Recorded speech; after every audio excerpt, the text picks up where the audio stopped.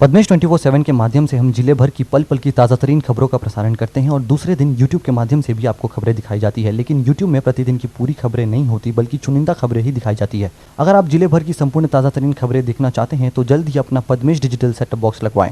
Setup box लगवाने के लिए संपर्क करें 07632240222 या फिर 8319969927।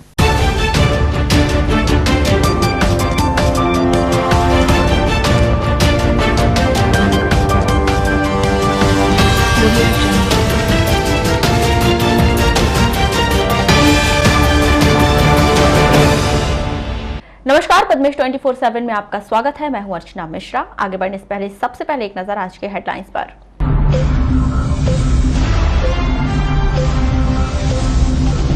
धू धू कर जला अहंकार का प्रतीक रावण, निकाली गई भगवान श्री राम और लक्ष्मण की शोभा यात्रा। रावण दहन के दौरान मुस्तैद रहा पुलिस प्रशासनिक अमला। शौच करने गए बालक की पानी के गड्ढे में डूबने से मौत, तिरोड़ी के ग्राम साबर गांव का मामला। जिले में बकरी चोर गिरोह सक्रिय, बड़गांव, बोरी, मनेरी से करीब 1 दर्जन बकरियां चोरी। और अब खबरें विस्तार से। अधर्म पर धर्म की जीत का विजय पर्व दशहरा जिला मुख्यालय सहित ग्रामीण अंचलों में धार्मिक परंपराओं के साथ मनाया गया। इस त्योहार पर कोरोना का व्यापक तौर पर असर नजर आया, लेकिन नगर में महावीर सेवा दल समिति के द्वारा शासन की गाइडलाइन का पालन करते हुए दशहरा पर्व मनाया गया। नए राम मंदिर से भगवान श्री राम, लक्ष्मण और हनुमान जी की जीवंत झांकियां निकाली गई, जो अंबेडकर चौक से होते हुए दशहरा मैदान पहुंची, जहां पर भगवान श्री राम के द्वारा अहंकार रूपी रावण का वध कर दहन किया गया।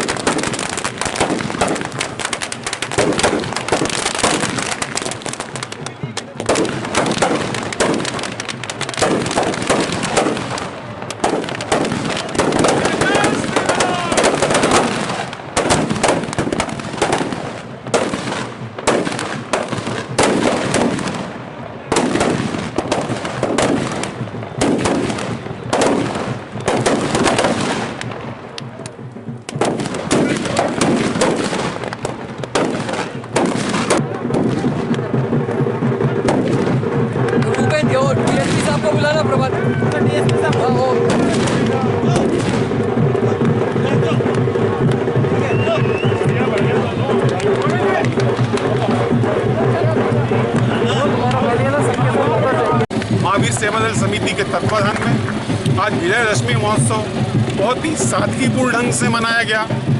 कोविड-19 कोरोना काल को देखते हुए नगर के नागरिकों की सुरक्षा को ध्यान में रखते हुए हमने कार्यक्रम को काफ़ी सूक्ष्म से बनाया है। एक जो हमारी परंपरा 57 सालों से चली आ रही थी कि रावण दहन करना है, असत्य पर सत्य का जीत, विजयदशमी महोत्सव आज धूमधाम से संपन्न हुआ। भैया जैसे कि पानीपत की तर्ज पे अपने यहाँ महावीर बनाए जाते थे और इस साल बनाए भी गए, लेकिन क्या कारण हुआ कि पानीपत सोनीपत सब ठीक है, लेकिन 57 साल हो गए हमारे को मध्य प्रदेश बालाघाट में रहते, तो ये अब हमारी खुद की तर्ज बन चुकी है और हनुमान जी बन रहे हैं मंदिर के अंदर प्रशासन से हमको सुरक्षा कारणों से। आपको बताया कि काफी वर्षों से महावीर सेवा दल समिति के द्वारा पानीपत की तर्ज पर दशहरा मनाया जाता है, लेकिन इस वर्ष जल समारोह का आयोजन नहीं किया गया और सादे कार्यक्रम के तहत दशहरा पर्व आयोजित किया गया।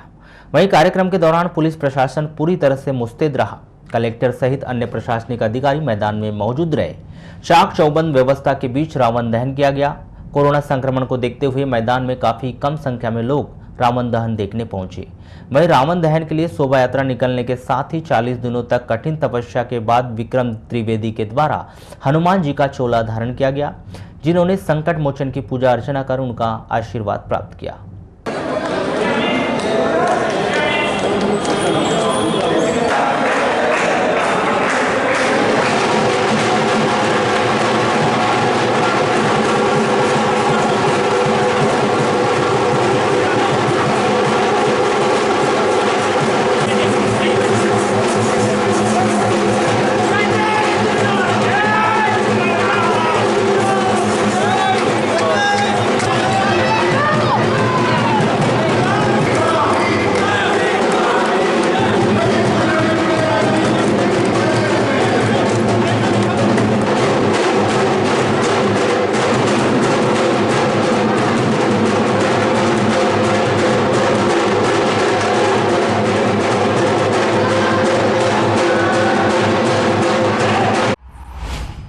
इक्कीस मार्च 2020 को कोरोना संक्रमण की वजह से किए गए लॉकडाउन के बाद से अब तक लगभग 7 महीने का समय बीत गया। जेल बंदियों की मुलाकात उनकी परिजनों से नहीं हुई है।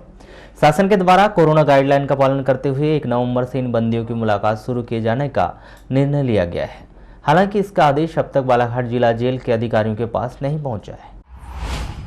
कोरोना के संक्रमण को देखते हुए राज्य शासन ने जेल में बंद कैदियों से मुलाकात पर रोक लगा दी थी। रोक 31 अक्टूबर तक लगाई गई थी। अब राज्य शासन ने नए दिशा निर्देश शुक्रवार को जारी किए गए। इसके मुताबिक पहले की तरह जेल में कैदियों से मुलाकात की जा सकेगी। हालांकि इस बात की जानकारी जेल अधिकारियों को समाचार पत्रों से प्राप्त हुई है।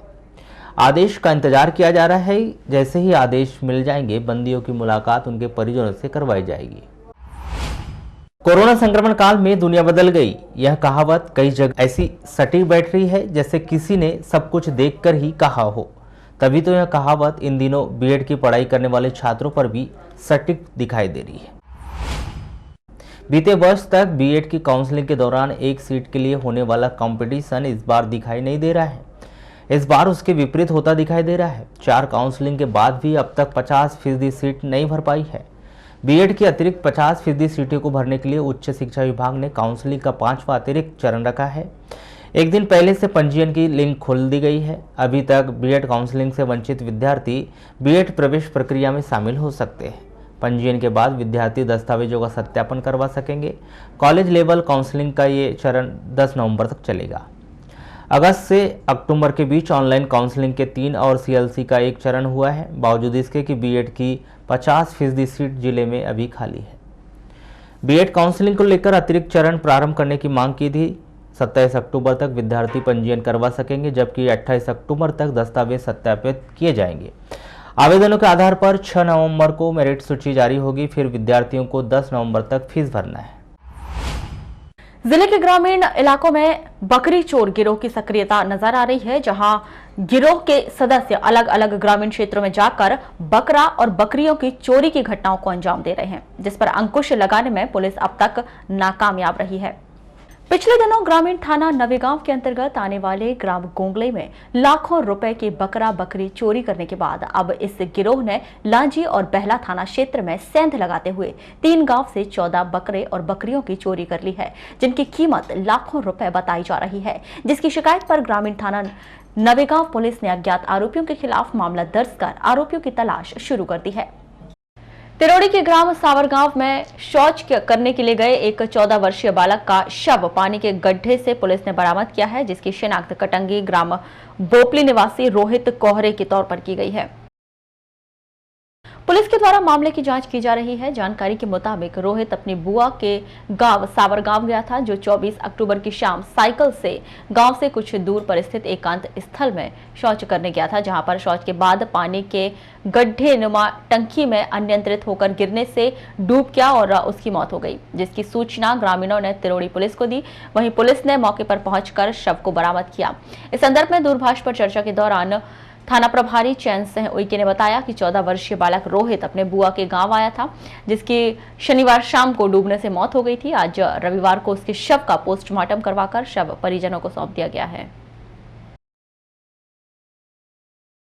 विजयदशमी पर्व के पावन अवसर पर भरवेली के हीरापुर में श्री रामकृष्ण बजरंग मंदिर विष्णुधाम इमली टेकरा में विष्णुधाम इमली टेकरा मंदिर परिसर में शोभा यात्रा निकाली गई, जो मंदिर परिसर के सामने मैदान पहुंची, जहां अहंकारी स्वरूप 15 फीट रावण के पुतले का दहन किया गया। बता दें कि प्रतिवर्ष भरवेली में चल समारोह का आयोजन धूमधाम व हर्षोल्लास के साथ किया जाता था, लेकिन इस वर्ष कोरोना संक्रमण को देखते हुए शासन की गाइडलाइन का पालन करते हुए दशहरा पर्व मनाया गया।